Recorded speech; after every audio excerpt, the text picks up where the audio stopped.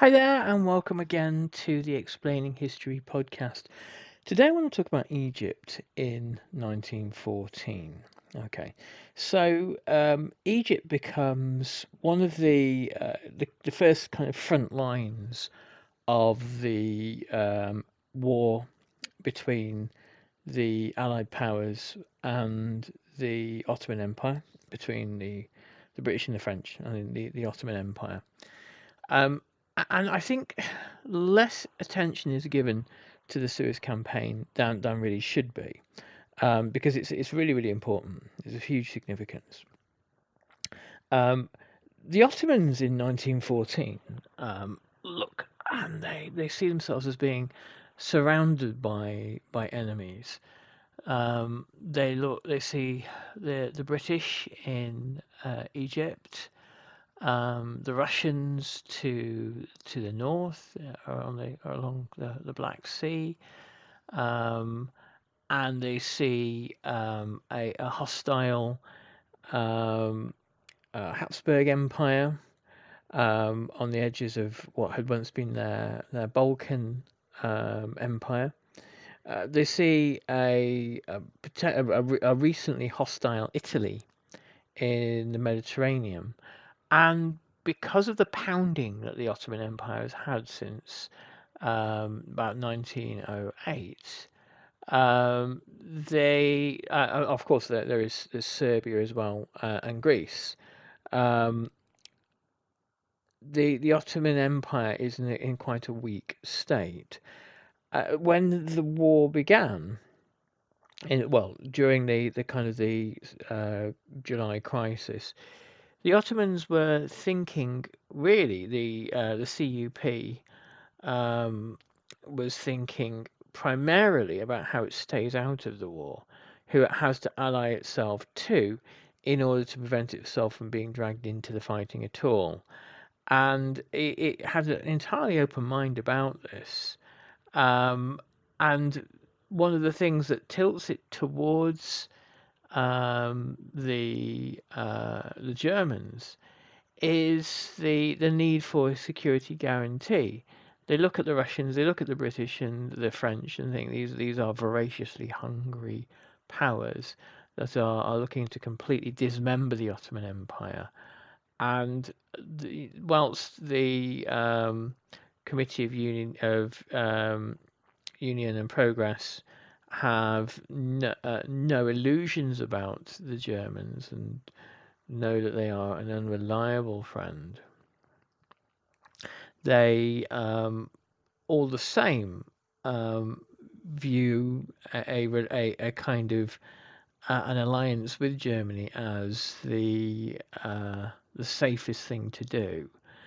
Um, so in 1914, there are at the beginning stages of the Ottoman campaigns, the first move is against Russia.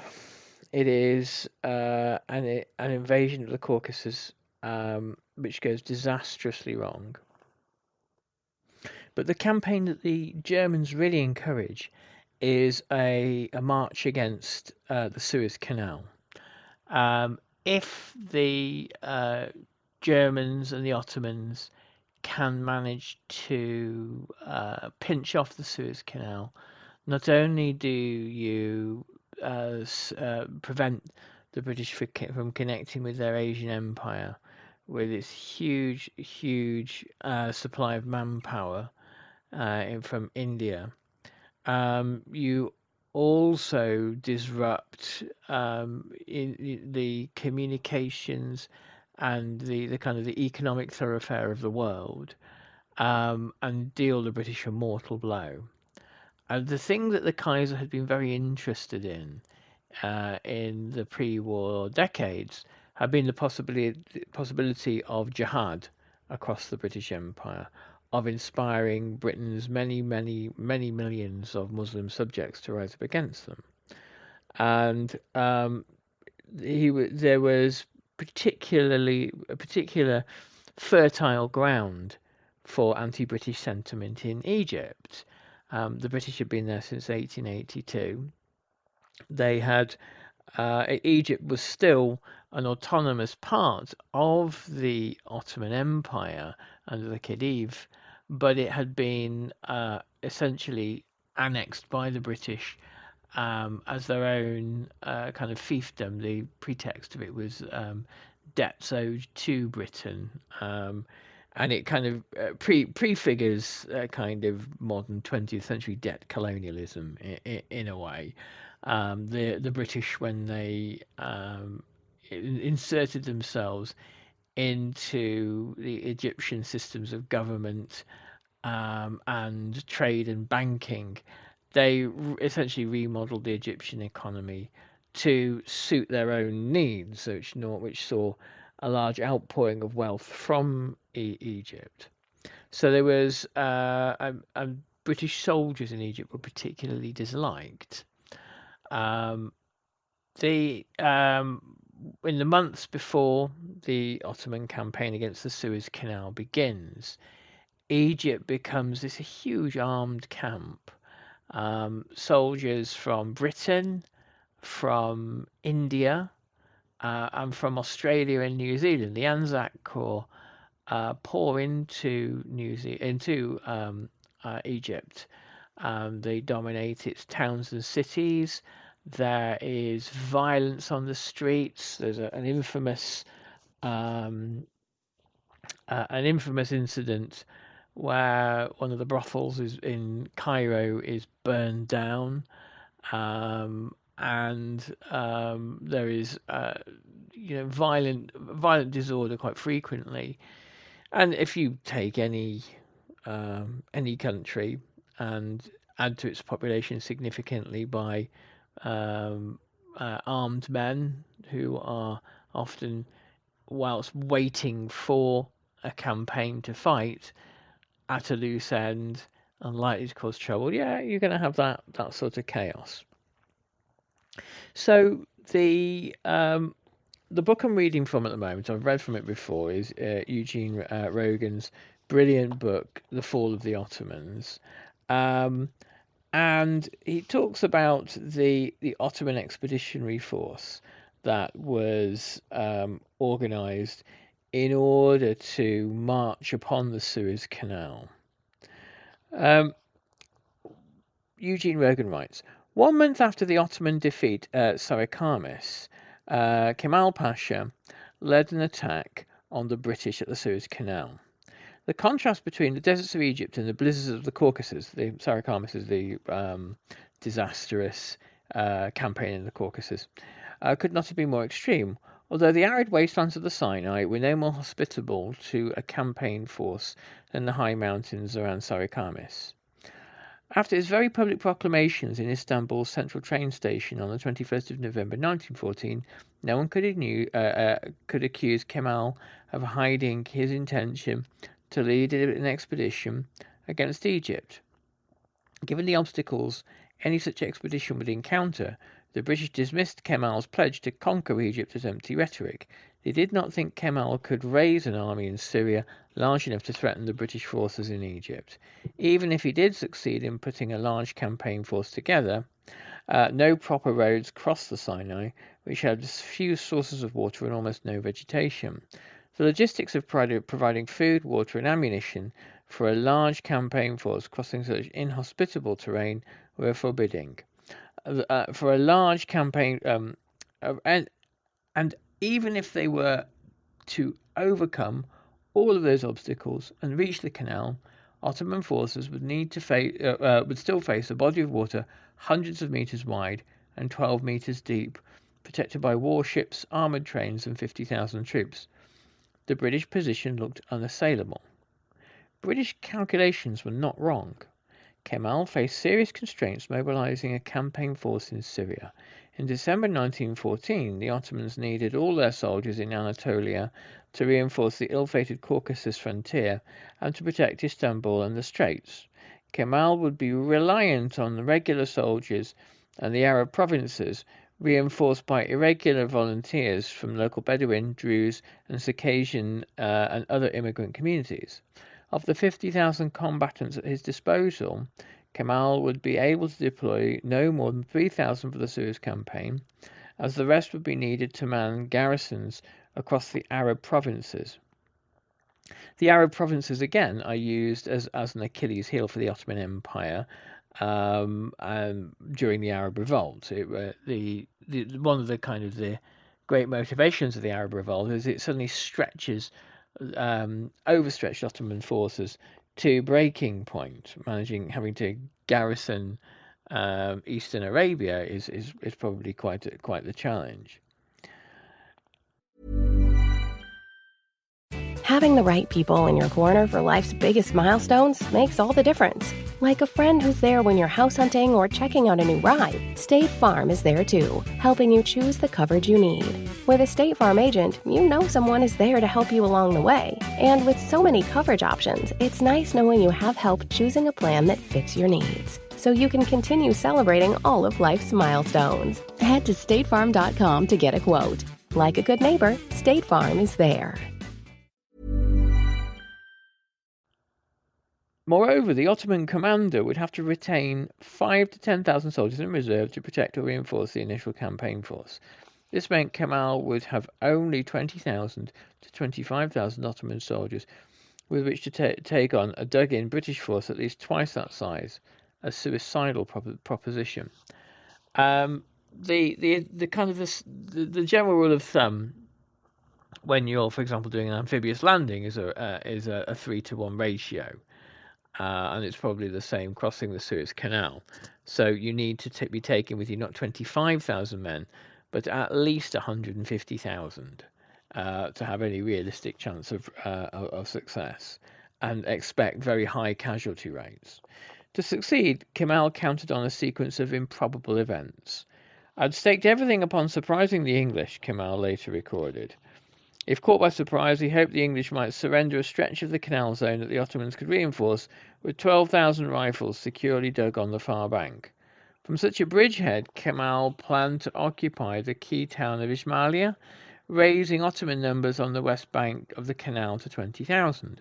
And the Ottoman occupation of Ismailia, he believed, would inspire a popular uprising in Egypt against British rule, the jihad the Sultan had called for.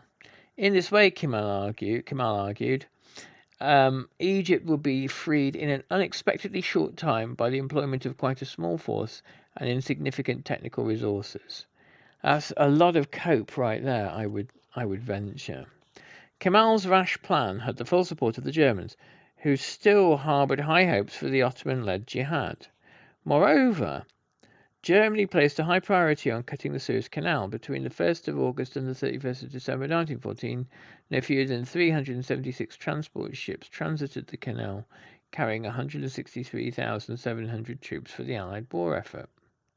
While the British were not totally reliant on the canal for troop transport, the rail system linking Suez to Cairo and the Mediterranean ports could have served this purpose. It was a vital artery of war and merchant ships travelling from the Indian Ocean to the Mediterranean. So long as the canal was operating, Britain could derive full benefit from its empire and from the war effort. Any Ottoman attack on Suez that slowed this imperial traffic or forced Britain to concentrate troops for the defence of Egypt that might otherwise be deployed to the Western Front was a direct benefit to the German war effort. From the moment Kemal reached Damascus on the 6th of December, he set to work mobilizing the men and resources and undertaking the perilous crossing of the Sinai. His regular forces numbered 35,000 soldiers, primarily young men from the Arab provinces of Aleppo, Beirut, Damascus, and the autonomous districts of Mount Lebanon and Jerusalem. To bolster his numbers, Kemal appealed to the patriotism of tribal leaders across the Arab lands to join the attack on the British and liberate Egypt from foreign rule. Druze Prince Amir Shakib Arslan was a serving member of the Ottoman Parliament in 1914. When he learned of Kemal's plans, Arslan applied to Istanbul for release from his parliamentary duties to lead a detachment of Druze volunteers for the Sinai campaign. He met with Kemal and promised to raise 500 men for the war effort, though the Young Turk leader asked for no more than 100. Arslan came away from his interview convinced that Kemal thought that disorganized volunteers would not be of great value to the war. Yet Arslan claimed his Druze volunteers exceeded all expectations, outperforming regular soldiers in riflery and horsemanship in the Damascus military depot. Instead of the month's training initially envisaged, Druze volunteers were dispatched without delay by train to join the campaign. In December 1914 and January 1915, a heterogeneous army was assembled in the fortified desert town of Man, today in southern Jordan, some 290 miles from Damascus. Man was on the pilgrimage route from Damascus to Mecca and was a major depot on the Hijaz Railway. Here Arslan found a unit of volunteers from the people of Medina, another unit of mixed Turks from Romania, a Syrian Bedouin, an Albanian, and others, including Kurdish cavalry from the Salahiyah district of Damascus. Wahid Pasha, the governor and military commander of the Red Sea province of the Hijaz, which included Mecca and Medina, the birthplace of Islam, headed the largest force in Man. Arslan claimed that Wahid Pasha brought 9,000 soldiers from the Ottoman garrison in Mecca, though there was a noticeable absence among his levies. Kemal Pasha had written to Sharif Hussein ibn Ali, the chief Ottoman religious authority in Mecca, Islam's holiest city, asking him to contribute a detachment of forces under the command of one of his own sons. It's madness in Michigan as NASCAR on Prime heads to Michigan International Speedway. 200 miles per hour feels even faster than it sounds. These white-knuckled three-wide thrills bring us one of the fastest tracks in the Cup Series. Strap in and stream Michigan Sunday at 2 p.m. Eastern. NASCAR, it's on Prime. Not a Prime member? Not a problem. Simply sign up for a 30-day free trial. Restrictions apply. See Amazon.com/Amazon Prime for details. At Nature's Bounty, the belief is simple. You already have a brilliant body. Supplements just help support your journey. For over 50 years, Nature's Bounty has offered vitamins and supplements to help you eat, sleep, thrive, repeat. From magnesium glycinate for heart and muscle support to hair growth capsules for fuller, thicker hair. And probiotics with 20 billion live cultures for digestion. Nature's Bounty. It's in your nature to thrive. Learn more at naturesbounty.com. These statements have not been evaluated by the Food and Drug Administration. These products are not intended to diagnose, treat, cure, or prevent any disease. Kemal soon hoped that the Sharif would lend his religious authority to the Suez expedition and prove his loyalty to the state. Sharif Hussein replied courteously that Kemal's request and sent his son Ali with Wahid Pasha when the governor was sent out from Mecca. However, Ali went no further than Medina, promising to catch up with Wahid Pasha as soon as he'd mobilized his full volunteer force. Kemal noted with concern that Sharif Hussein's son never left Medina. Of course, it is Sharif Hussein and his sons who lead and conspire with the British in the Arab Revolt. But that's a kind of another story. So what we can see here is Ottoman recruiting is done a little bit on a wing and a prayer. They are assembling. Kemal is assembling an army where he can find it, and it's an army primarily of Arabs. It's not an army dominated by Turks, and it is an army of the Ottoman Empire. And during the First World War, there were a great many Arabs who were loyal to the Ottomans. They would sometimes ideally have preferred to not be ruled by the Turks, but the prospect of being ruled by the British or the French or the Russians is not a pleasant one as far as they're concerned.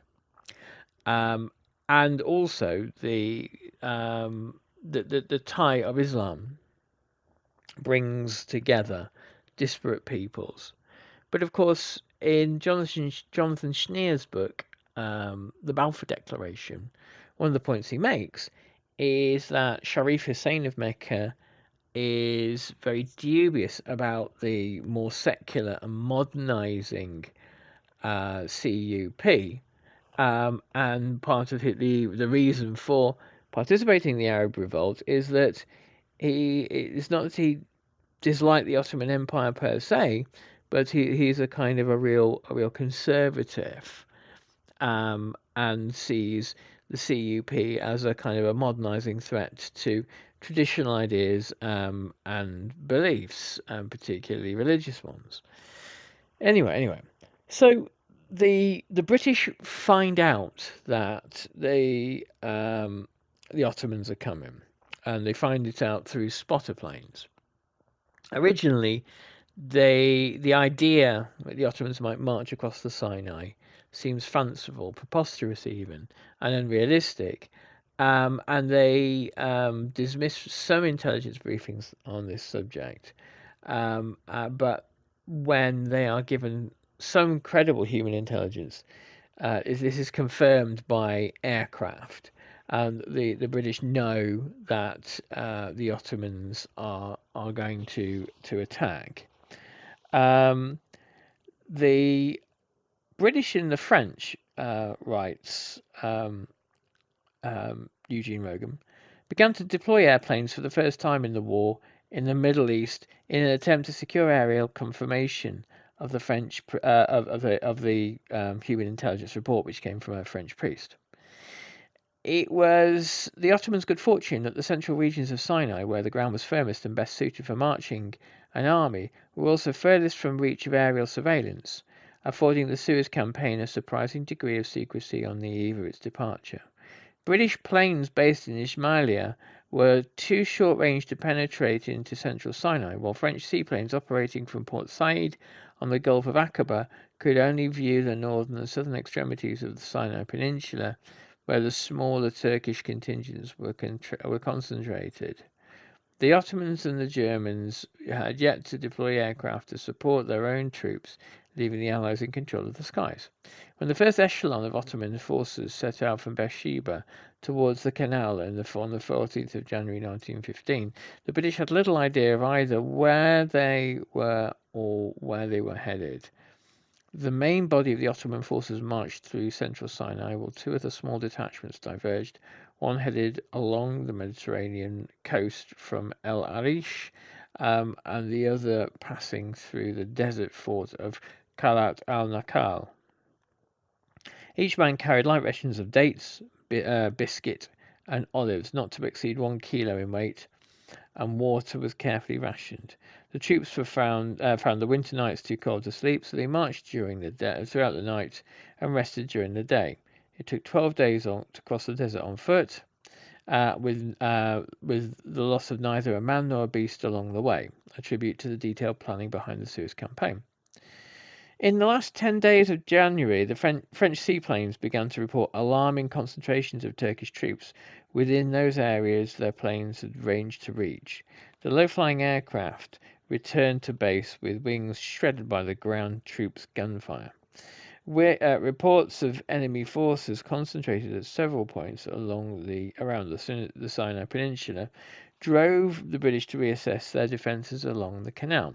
They had previously thought that the prospect of an Ottoman attack was ludicrous and there was no way it could happen. But all of a sudden they began to start taking it seriously. The Suez Canal runs 100 miles from Port Said in the Mediterranean to the Suez on the Red Sea. The canal joins two large saltwater lakes whose 29 miles of marshy shores were ill-suited to military movements, and British engineers flooded 10 miles of low-lying shores on the east bank of the canal, thus reducing the total distance to defend to 71 miles. The British decided to take advantage of the depressions on the northeastern banks of the canal to flood a 20-mile stretch, further reducing the area to be defended to just 51 miles of the canal. The British and French warships deployed to key points along the canal between Qantara and Ismailia, to the north of Lake Timsah, and between Tusum and Serapeum, to the north of the Great Bitter Lake, where the British believed an attack would be most likely. Indian troops were reinforced by Australians, New Zealanders, as well as a battery of Egyptian artillery. With some incredulity, British forces waited to see what the Ottomans would try to do next. H.V. Gell, the young signals officer who had been part of the fighting off Aden, was posted to the northern Suez Canal near Kantara. Though eager to see some action, Gell makes clear in his diary that neither he nor his commanders had any idea what the Ottomans were up to. He recorded a series of minor skirmishes and false alarms on the last days of January 1915 while patrolling the west bank of the canal in an armoured train on January 25th. He received an urgent message from brigade headquarters. Return camp immediately. Kantara being threatened by in earnest by real enemy. False alarm. On the 26th of January, while British positions came under artillery fire from Turkish guns, Gell was dispatched to a post several miles south of Kantara. Here 3,000 enemy are reported near Bala, he noted, increasingly concerned by reports of enemy soldiers in the Sinai. The British did not know where the Ottomans were, what their numbers were, or where they planned to attack. To that extent at least, Kemal Pasha had achieved a degree of surprise. As a precaution, the British withdrew all their troops to the western shores of the Suez Canal. They left dogs chained at regular intervals on the east bank of the canal to bark at any approaching men. In the event of a night attack, airplanes would be of no use in spotting troop movements, and old-fashioned guard dogs would have to do. So we'll pick up next time on that story when we're looking at the actual attack itself. But to some extent, the Ottomans had achieved surprise. However, when you're taking fixed positions and the odds are that heavily stacked against you, surprise ceases to matter. You kind of need, as on D-Day, surprise and overwhelming force too. Anyway, I shall leave you there. There is much development on the website. We're creating a ton of stuff for teachers and students there, and also a new kind of reference library for ideas and 20th century lives.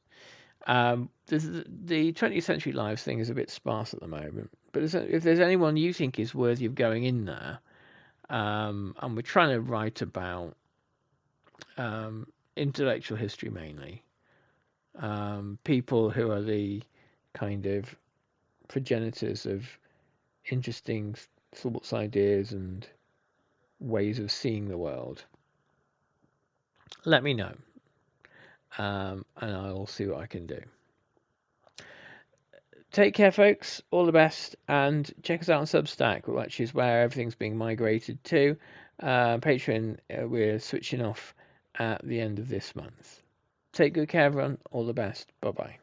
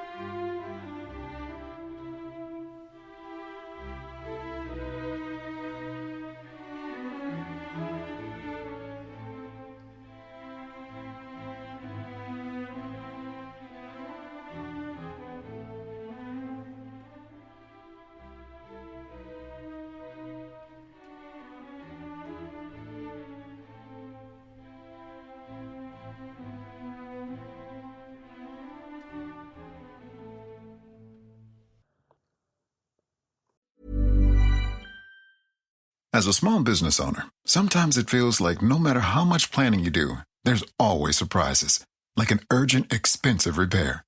But here's the surprise you will like. With Progressive, small business owners save 13% on their commercial auto insurance when they pay in full. So enjoy a surprise for once. Get a quote in as little as 8 minutes at progressivecommercial.com. Progressive Casualty Insurance Company and Affiliates. Discounts not available in all states or situations.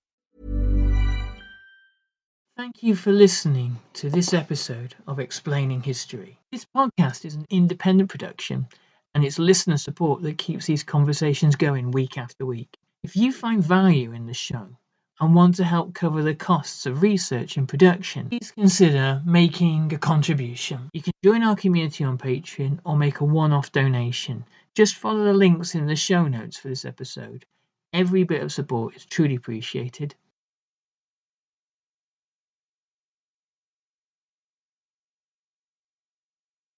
Thanks again for listening.